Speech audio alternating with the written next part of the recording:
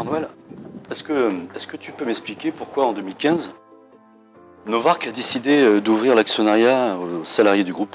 Alors je pourrais te le faire aisément, Philippe. Mais je pense qu'on va demander au principal intéressé, Frédéric Rollet, de nous expliquer quelles étaient ses motivations pour le faire. On va le voir? Allez. Allez.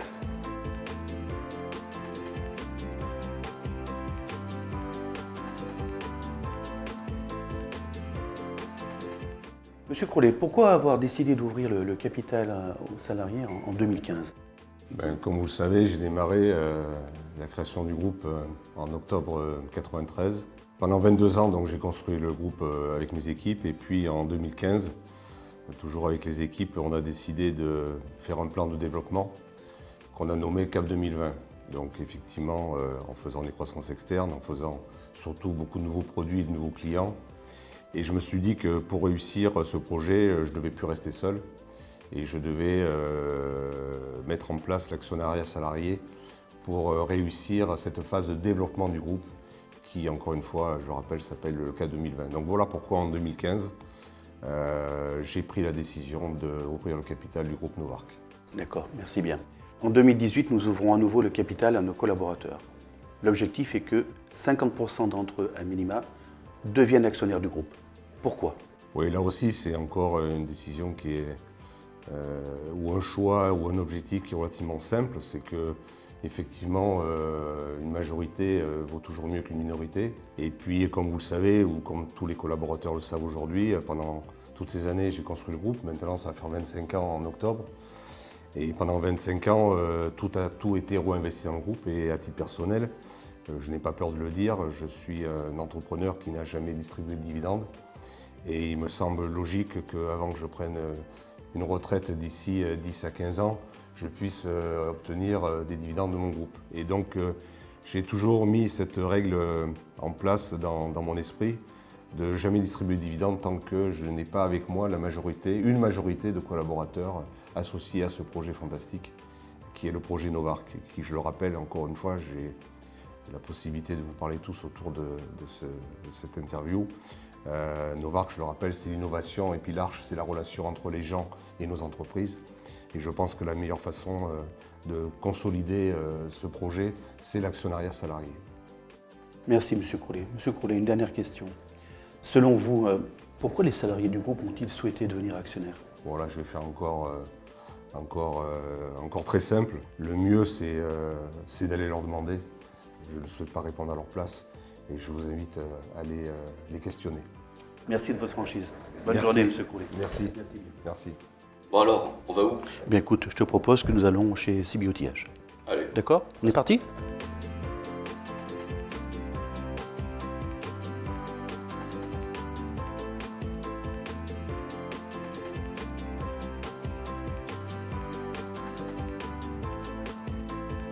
Bon, Jean-Pierre, est-ce que tu peux te présenter rapidement, s'il te plaît? Jean-Pierre Vaudra, responsable d'équipe, 32 ans d'ancienneté dans la société. D'accord. Jean-Pierre, quand M. Crollet a ouvert le capital il y a 3 ans, en 2015, qu'est-ce qui t'a motivé à devenir actionnaire? Ma motivation, c'est que j'avais entièrement confiance à CB Outillage et au groupe Novarc. D'accord. Est-ce que tu penses qu'il y a d'autres personnes dans l'atelier qui ont souscrit comme toi et qui sont actionnaires? Oui, à mon collègue Sandy qui est à côté de moi là. D'accord. Eh bien, je propose qu'on aille voir Sandy. Ouais, d'accord. pas de souci. Allez, on va voir Sandy. Sandy, bonjour. Est-ce que tu peux te présenter, s'il te plaît? Oui, je m'appelle Sandy, je suis dans la société depuis 2010. D'accord. Sandy, quand M. Crollet a ouvert le capital en 2015, quelles étaient tes raisons pour devenir actionnaire? J'avais un petit peu d'argent, je connais M. Crollet depuis 1997 et j'ai confiance à la société. Et vu l'évolution qu'il y a eu depuis 1997, je pense qu'en plus ça ne va pas s'arrêter là. T'as pas de regret? J'ai aucun regret. Ok, super. Dis-moi Sandy, est-ce qu'il y a d'autres personnes dans l'usine qui sont actionnaires du groupe? Oui, il y a Stéphanie. On va y la voir? Oui. Allez, merci. De Bonne rien. journée Sandy. Au revoir. À plus.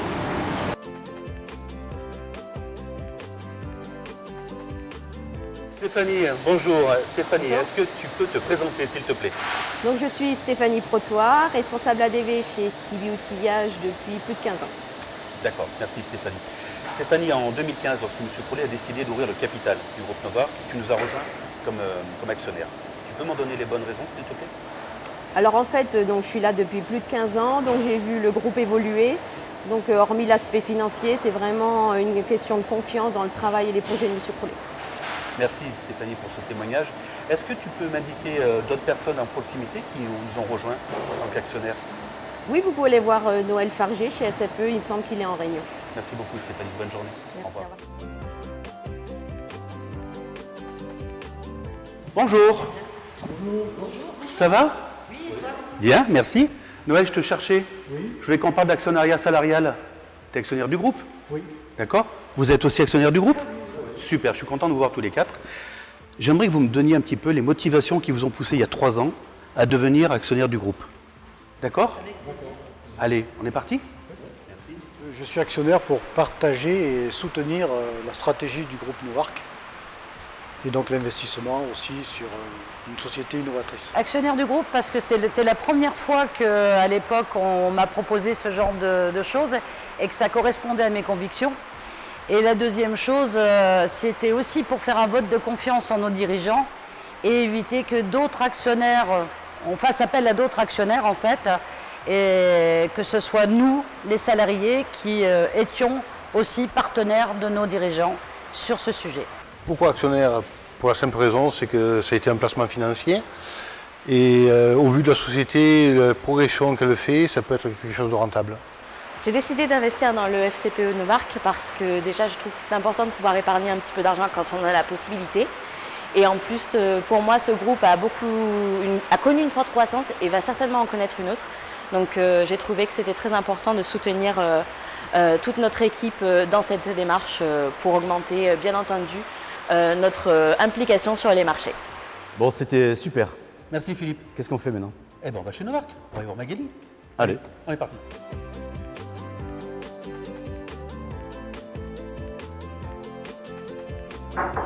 Bonjour, bonjour. Bonjour. Ça va? Ça va. Bon, vous savez qu'on est en train de faire un film sur l'actionnariat salarial. Vous êtes tous les deux actionnaires du groupe depuis 2015. J'aurais aimé avoir votre histoire, pourquoi vous êtes devenu actionnaire, et puis peut-être qu'en préambule, vous allez vous présenter. D'accord? Magali Girosa, je suis responsable formation du groupe. Je suis dans le groupe depuis 6 ans et j'ai choisi de devenir actionnaire simplement parce que c'est un placement intéressant par rapport à ce que proposent les banques aujourd'hui et aussi parce que j'ai confiance dans le groupe. Alors, je suis Alain Barin, je suis dans le groupe depuis 14 ans au service informatique. Je suis devenu actionnaire en 2015 parce que c'était un bon placement, intéressant, et puis l'esprit groupe m'a motivé sur cette décision.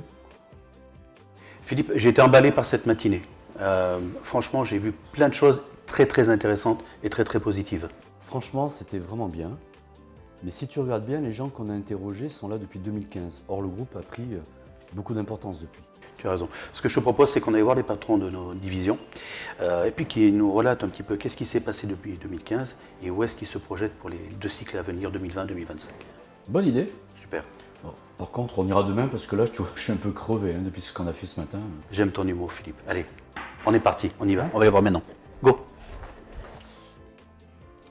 Bonjour messieurs, bonjour William, bonjour Sébastien, bonjour Christophe, bonjour Jérôme. Je viens vous embêter quelques minutes pour vous parler d'actionnariat salarial. Vous savez qu'on est en train de tourner une petite vidéo pour présenter à nos collaborateurs la réouverture du capital Novarc pour 2018. Moi, ce que j'aurais aimé, c'est que vous expliquiez aux collaborateurs quelles ont été les clés du succès depuis 2015, avant un petit peu, et depuis 2015, depuis la première ouverture du capital. La deuxième question, j'aimerais que vous nous expliquiez, que vous expliquiez à l'ensemble des collaborateurs quelle est votre vision pour 2020 et derrière la vision que vous avez pour 2025. Alors Jean-Noël, pour répondre à ta question de ce qui a fait le succès de la division ESP, eh bien ce sont plusieurs facteurs. Alors je vais d'abord rappeler qu'en 2015, ESP réalisait 77 millions d'euros et en 2018, l'objectif pour l'ensemble des collaborateurs, 400 collaborateurs et même plus maintenant en 2018, nous devrons réaliser 91 millions d'euros. Alors ces développements ont été d'abord choisis par les équipes. On parle de développement de zones géographiques, on parle de développement de secteurs géographiques, tant sur les secteurs existants au travers de nouvelles offres produits et aussi de nouveaux secteurs et segments de marché que l'on souhaite travailler, que quand on parle de développement bien évidemment sur des nouvelles zones géographiques et de nouveaux territoires qui ont été eux-mêmes choisis pour être des réseaux ou des zones d'influence. Une arrivée aussi, ou des arrivées plutôt de différents collaborateurs. Nous avons des bureaux d'études qui nous permettent de développer les produits. Nous avons des actions sur le terrain qui doivent être conduites. Non, nous avons apporté plus de compétences avec plus de collaborateurs et des collaborateurs qu'il se doit toujours de motiver. Des acquisitions aussi d'entreprises nous permettent de faire de la croissance. On parle de 2 acquisitions en France avec la société HPS à Bazas et la société Maltep par exemple à Colmar. Et on parle aussi de 2 acquisitions à l'international, une avec la société Hilec en Australie et basée à Brisbane qui s'occupe de l'ensemble de la zone Pacifique. Et puis dernièrement et fin d'année dernière, la société PBWell qui nous a rejoint, donc une société en Angleterre qui va pouvoir nous permettre de mieux nous faire connaître, entendre et de mieux comprendre les marchés du Commonwealth qui seront travaillés donc depuis cette zone PBWell en Angleterre. Donc le constat est le suivant, 200 personnes travaillent dans nos usines qui sont réparties dans la France entière. Actuellement, 10 sites de production chez ESP. Quelques fiertés, notamment la création du pôle mécanique. Le budget d'investissement d'outils industriels s'est élevé à 1,5 million. À savoir que chez ESP, le coût de renouvellement d'outils industriels s'élève à 2 millions d'euros chaque année. Des sites rénovés, SFE basé à Malataverne, ElectroPJP Technowheel CB Factory basé à Tavaux, Alroc basé à Tuffet, Regeltex basé à Issoudun, Moss Industrie basé à Vorep, Fameca Électronique basé à Rixheim. Toujours la même stratégie, des investissements au service de la productivité, permettant aussi d'internaliser la sous-traitance dans nos usines, participer au bien-être de mes équipes, répondre aux besoins du marché. Jean-Noël, à ta question, quelles sont nos clés de succès? D'abord, je dirais que c'est les hommes. Et pour ma part, c'est mon équipe R&D, 35 personnes, et puis l'équipe marketing de 3 personnes. Pourquoi on est performant ces temps-ci? C'est tout simplement parce qu'on a des produits qui se vendent. Et s'ils se vendent, c'est qu'ils ont été achetés par nos clients. Donc on a su séduire par notre offre. Et pourquoi on a une offre qui est séduisante? Tout simplement parce qu'on la travaille au quotidien. On la nettoie, on l'enrichit, on y met de l'innovation. Je retiendrai, pour résumer ces 3 dernières années, quelques produits phares. Pour CB Outillage, la gamme Rotoline. Comment, d'une entreprise, on était un petit peu endormi, on a réussi à devenir le leader et être au devant de la scène. Et ça nous donne une énergie folle. Fameca Électronique a su accompagner Enedis dans le déploiement des compteurs Linky. Les 35 millions de compteurs Linky y ont fait pour ce client un appareil de diagnostic qui leur manquait. Fameca Mécanique a réussi en fin 2017 à obtenir un merveilleux marché chez RTE. C'est la très haute tension et c'est la preuve incontestable qu'on a su dépasser nos concurrents, les neutraliser et on a eu la totalité des lots. Regeltex s'est pas ralenti avec la nouvelle usine, a conservé son dynamisme de nouveaux produits en nous faisant une magnifique gamme Arc Flash qui nous manquait. ElectroPJP a poursuivi sa stratégie de débanalisation et de valeur ajoutée en faisant des produits de haute technologie et de diagnostic. Je pense au Tommy. Alroc reste le leader incontesté du traitement des câbles avec un leadership sur la très haute tension. Dans tous ces projets, la recette, c'est de l'écoute client, de l'agilité, de l'offre de solutions globales. Et enfin, une petite touche qui m'est très personnelle, on essaye de faire depuis quelque temps des produits qui sont bons, qui sont beaux, des produits qui marquent nos clients. Et c'est certainement une recette qui nous réussit. Pour répondre à la question de Jean-Noël, très simplement, depuis 2013, la division PSAI est passée de 28 millions d'euros à 76 millions d'euros. Aujourd'hui, on a massivement investi dans toute la partie stratégie fabrication. On a voulu être un fabricant sur le marché européen, je vais en reparler tout à l'heure. MTS, c'est une société de portage, une usine de fabrication aussi et de vente. DIF, c'est une société qui fabrique toute la chimie dont nous avons besoin. Core Chimie, collègue allemand, fabricant de produits chimiques en Allemagne et de polish. Et puis le dernier investissement en date, c'est la société SEP, qui fabrique des plaques et de la signalisation. Vraiment, l'objectif, c'était d'accélérer notre stratégie de fabrication sur ces dernières années et de donner les moyens à nos équipes d'avoir de réelles fabrications derrière et des vraies réponses techniques par rapport à ce que les clients peuvent nous demander.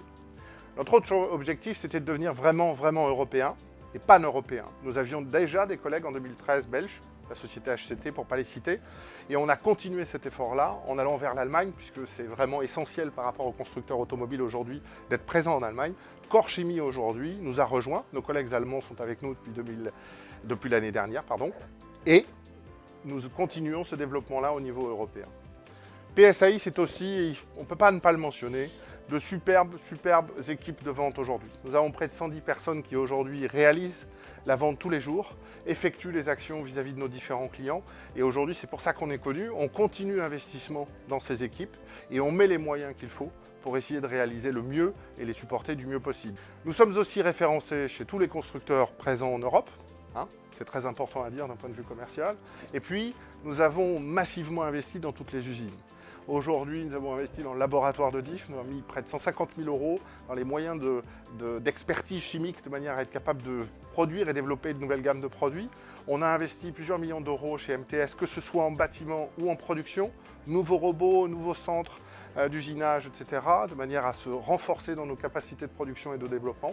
Et nous avons investi pour les unités qui ont du stockage essentiellement dans des nouveaux bâtiments, soit plus spacieux, soit plus correspondants à leurs activités. C'est ce qui me fait dire qu'aujourd'hui, sur la division PSAI, on a réalisé tous les objectifs qu'on s'était donnés et que cette année, j'en suis persuadé, on est en bonne voie, à fin avril, les résultats le prouvent, d'être dans le résultat attendu. C'est ce qui me rend très fier de travailler avec les équipes de PSAI aujourd'hui et je suis sûr qu'on va atteindre l'objectif qu'on s'est fixé sur 2020. Pour répondre à ta question des enjeux du CAP 2020 à 2025, donc ces enjeux-là passeront par de l'engagement des équipes, de l'engagement et aussi de l'implication. Alors quand je dis l'engagement des équipes, il ne peut être que partagé sur le terrain, il ne peut être que partagé avec le contact des utilisateurs, puisque c'est grâce aux besoins des utilisateurs que nous avons la capacité d'écouter le marché avec cette présence terrain dont j'ai pu parler, mais aussi avec le développement dans lequel nous allons de plus en plus au travers du service, puisque le service nous met au quotidien en relation avec les utilisateurs et en relation avec les besoins de développement de produits encore une fois. Donc des acquisitions seront encore bien évidemment dans ces années-là à réaliser. Ces acquisitions donc devront nous porter en capacité de encore développer d'autres zones géographiques ou encore d'être plus matures sur des zones déjà existantes. Pour répondre à ta question, Jean-Noël, sur ma stratégie 2020-2025, des projets majeurs ont déjà été identifiés. La robotisation de l'hélotrempage chez Sibyl Outillage, basé à Malataverne, la robotisation de la trempe des gants chez Regeltex, basé à Issoudun, l'industrialisation du process fabrication chez Maltep, basé à Colmar. Et bien entendu, des usines à rénover ou à construire pour les deux divisions, et ce pour le bien-être des collaborateurs. Jean-Noël 2020-2025, eh ben, effectivement, c'est le jalon d'après. J'abandonnerai pas les clés de succès, je vous ai expliqué tout à l'heure. Ça sera encore plus de produits, beaucoup plus d'innovation, beaucoup plus de rupture. Et je souhaite me faire aider par l'extérieur, par du réseau et entre autres se faire accompagner par des laboratoires de recherche. En France, on a la chance d'avoir des labos de recherche merveilleux, avant-gardistes, et on va se faire aider avec ces gens-là. Et puis un beau produit n'est vendu que s'il a un support de marketing, un support de commerce. Et je devais demander à mes équipes marketing d'aider encore plus les combattants du quotidien, les combattants du terrain que sont les commerciaux, en leur donnant des films, des documentations, des catalogues, des argumentaires précis. Voilà, c'est ma recette pour 2025. Beaucoup d'innovation et beaucoup d'accompagnement produit. On l'a dit tout à l'heure, 2020, l'objectif c'est 100 millions d'euros. 2025, on travaille sur 200 millions d'euros d'objectifs. Alors je vous laisse imaginer, on double à nouveau. Ça veut dire aussi qu'on va doubler le nombre de personnes dans la division, on va augmenter le nombre de marques. Et donc on va être obligé d'avoir une gestion de notre stratégie vis-à-vis des marques dans les années à venir, ça c'est sûr. C'est un des caps qu'on va devoir passer, définir quels sont les secteurs sur lesquels on veut travailler, comment on veut y travailler, que ce soit géographique, que ce soit par marque, que ce soit par canaux de distribution. Et on a un sujet aussi important à passer, c'est la digitalisation. La digitalisation, ce n'est pas uniquement la vente sur Internet, c'est l'ensemble de la chaîne de la valeur, c'est-à-dire la logistique, le développement des produits, la manière dont on a fait la publicité, comment est-ce qu'on rend le produit visible. Voilà, ce sont les principaux caps qu'on va devoir passer. Et puis le dernier, c'est le plus important, c'est toute la partie européanisation. Continuer notre développement en Europe et devenir de vrais Européens parce qu'aujourd'hui, nos tailles de marché, ce ne sont plus uniquement la France, la Belgique ou l'Allemagne, ce sont des marchés globaux et à minima, l'Europe devient notre zone de jeu. Donc il faut se développer et consolider nos positions par marque, par secteur, par canaux de distribution en Europe. Et ça va être notre objectif sur les prochaines années. Dis donc Jean-Noël, ils ont la pêche nos patrons. Comme nous tous Philippe, j'ai senti ce matin une énergie folle, un niveau d'engagement extrêmement fort. un niveau d'exigence très élevé pour atteindre les objectifs. Alors, le gros avantage, c'est que oui, c'est contraignant pour nous, mais c'est un véritable défi. Et à contrario, c'est un tel challenge pour nos concurrents, pour nous suivre, que tout ça est extrêmement positif. Et toi, Jean-Noël, tu as la pêche? Comment ne pas l'avoir, Philippe? Aujourd'hui, tous les clignotants sont au vert. Les ventes sont en progression, les résultats sont en progression également. Les croissances externes sont au rendez-vous. Elles sont au rendez-vous par le nombre et par la qualité des dossiers que l'on nous présente et qui nous rejoignent aujourd'hui. La politique et la stratégie d'implantation au pays est en train de se mettre en marche. On va parler de l'Allemagne, de l'Angleterre, de l'Italie, des États-Unis, le dynamisme qu'on a en Océanie. Notre politique d'embauche avec la capacité d'attirer de vrais talents dans l'entreprise, ça c'est une vraie belle réussite. Le fait de pouvoir assumer notre politique de primes et d'intéressement, ça aussi, c'est gage de réussite. Et enfin, le fait d'avoir la possibilité d'investir et de faire des investissements industriels pour des nouveaux produits, pour des nouvelles machines qui nous permettent de déployer, de développer nos activités. Philippe, c'est juste le rêve. Continuons. Souviens-toi, Jean-Noël, en 2015, nous avions fait un pari de fou. Alors que nous sortions juste de l'ouverture de l'actionnariat aux salariés, avec succès d'ailleurs, nous avons posé la question à nos patrons, qu'est-ce qui va se passer en 2020 ? Et le résultat était absolument fou, puisque à l'époque, en 2015, nous réalisions 100 millions d'euros de chiffre d'affaires. L'objectif du CAP 2020, c'était d'atteindre 250 millions d'euros. Mais tu y crois toujours à ce pari ? J'y crois plus que jamais, Philippe. Même si à l'époque c'était un pari complètement fou, effectivement passer de 100 à 250. Mais j'y crois plus que jamais parce que nos équipes sont en train de monter en compétences. Elles sont très attachées à leur marque, à leur site, au développement qu'elles donnent à leurs produits, à la relation avec leurs clients. On réalise des résultats qui sont ceux annoncés dans le cadre budgétaire. Nos banquiers, nos investisseurs croient dans nos projets. Nos clients et nos fournisseurs reconnaissent en nous des vraies valeurs. Nos concurrents nous craignent. Ça, c'est quelque chose de très important. Enfin, au fur et à mesure que le groupe grandit et qu'il acquiert une certaine stabilité, il a en plus été capable de donner une notion d'humanisme à certains projets. Je crois que c'est la véritable réussite de ce groupe. Tu parles d'humanisme, tu as un exemple à me donner ? Bien sûr, Philippe. La Fondation est le plus beau des exemples. C'est vrai. Et alors, c'est quoi la suite ? La suite, Philippe, c'est terminer le CAP 2020 avec les croissances externes qui restent à faire et les développements dans les zones que l'on a prévu de faire, bien sûr, États-Unis, Angleterre, Allemagne. Et ensuite, c'est l'écriture du CAP 2025 avec certainement moins de sociétés à acquérir. On va se recentrer sur des notions de zones géographiques un peu plus importantes. Et puis, le véritable objectif de 2025, c'est de doubler la taille du groupe de nouveau. Donc, envisager de passer de 250 à 500 millions d'euros de chiffre d'affaires. Oui, effectivement, c'est ambitieux. Alors, je t'ai posé beaucoup de questions. Est-ce que toi, tu as une question à poser ? Moi, j'ai une seule question à poser, Philippe. Est-ce que vous allez devenir actionnaire ? Oui. Bien sûr. Oui. Oui, bien sûr. Oui. Oui, évidemment. Oui. Oui, bien sûr. Oui. Évidemment. Ah oui. Oui, bien sûr. Oui. Oui. Oui. Oui. Oui. Oui. Bien sûr. Oui. Et vous ? Est-ce que vous allez devenir actionnaire du groupe Novarc ?